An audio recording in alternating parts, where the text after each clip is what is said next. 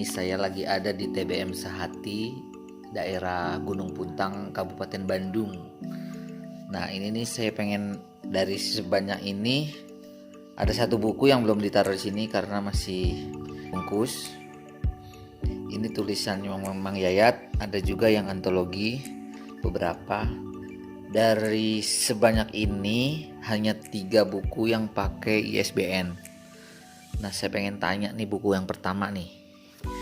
Ini ada sebelah saya ada Mang Yayat. Mang Yayat ini tolong diceritain bukunya.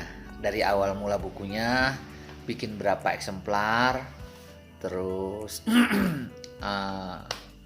gimana proses awal sampai akhir, terus habis berapa untuk cetaknya, apa pakai dana sendiri atau ada dana dari lain?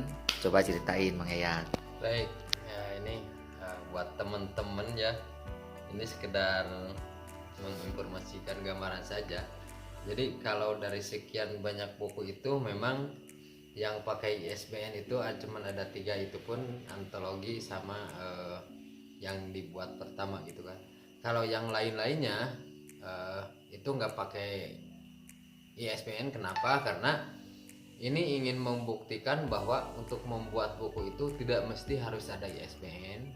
Terus karena tujuan Mayat sendiri sebetulnya bukan untuk bagaimana buku ini bisa jadi sebuah ada tulisan ISBN, tapi lebih kepada bagaimana yang namanya peristiwa, kejadian, pemikiran dan lain sebagainya itu bisa terdokumentasikan gitu.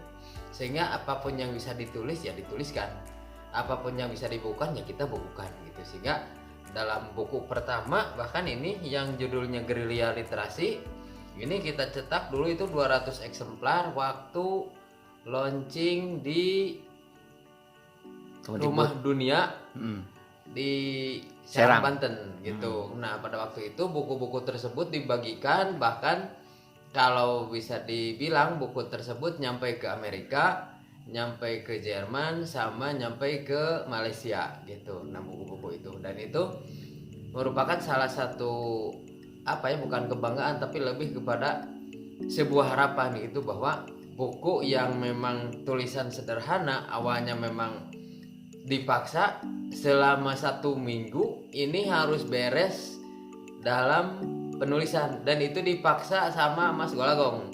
Kenapa? Karena waktu itu kata Mas Golagong kalau tidak dipaksa nggak bakalan jadi, sehingga dipaksa lah sama Mas Golagong itu. Walaupun dengan tulisan-tulisan dan memang ada dorongan dari luar ya. Ada dorongan dari luar awalnya gitu, karena memang megang komputer pun itu baru. Sehingga prosesnya itu memang cukup lama juga gitu kan. Untuk belajarnya pun dan menulisnya itu di sudut baca soreang, dan lagi-lagi di sini ada sebuah dorongan juga untuk menuliskan ini dari Pak Agus juga, sehingga belajar komputer di situ dari pagi sampai jam 12 malam, jam 11 malam itu untuk menulis.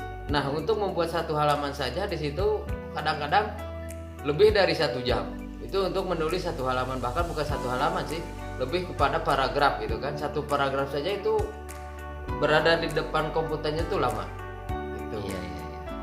Untuk menyusun kalimatnya ya. Untuk menyusun kalimatnya gitu. Ini terus terang masih waktu itu proses ya. Sangat-sangat baru gitu kan. Belajar komputer baru, belajar Facebook baru, belajar mengenal huruf juga baru. Yang tadi buku ini buku pertama. Ini buku pertama. Ini dicetak 200. Ini dicetak 200. Dananya. Ini dibantu layoutnya dibantu? Enggak. Ini layout sendiri. Gitu.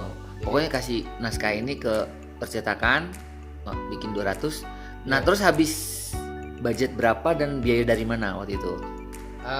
Ini biayanya diberi dari Kepala Perpustakaan Kabupaten Bandung pada waktu itu, Bu Haji Irma.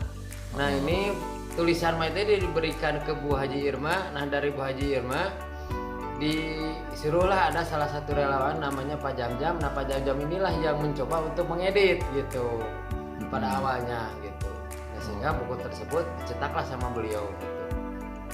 Dan ini buku pertama gitu kan. pertama Maya, yang akhirnya dari situ Maya terus mencoba dengan berbagai judul, dengan berbagai peristiwa gitu kan. Akhirnya ya buku yang lain. jadilah buku yang lain. Nah kalau sekarang yang rencananya itu untuk edisi di Gunung Malabar yang nanti di Kemah Literasi dimunculkan itu mungkin yang ke-17. Wih, luar biasa. 17 buku guys. 17 buku. Ayo, kapan nih teman-teman Depok? Kita rencana yang kemarin. Ayo dong, jangan naskahnya jangan di komputer aja nih, ayo. Jadi untuk kalimat Mat sendiri ketika membukukan ini ingin membuktikan dan ingin mewariskan kepada anak, kepada suami, kepada cucu bahwa menulis itu tidak mesti harus perguruan tinggi, menulis itu tidak mesti harus punya ISBN, punya buku juga sama, termasuk ketika Mat menuliskan ini latar belakangnya adalah ingin memberikan sebuah rekam jejak bahwa suaminya, anak, bapaknya, kakeknya ini pernah menjadikan sebuah perjalanan dibentukkan dalam bentuk rekam jejak bahan pustaka. Itu warisan untuk keluarga Mang Yaya, sehingga Maya tidak berpikir buku ini harus jadi uang, tapi harus jadi sebuah rekam jejak sejarah. Itu Iya, luar biasa. Terima kasih. Assalamualaikum warahmatullahi wabarakatuh. Waalaikumsalam warahmatullahi wabarakatuh. Motivasi yang cukup bagus teman-teman. Kita tunggu yang punya tulisan segera dibukukan.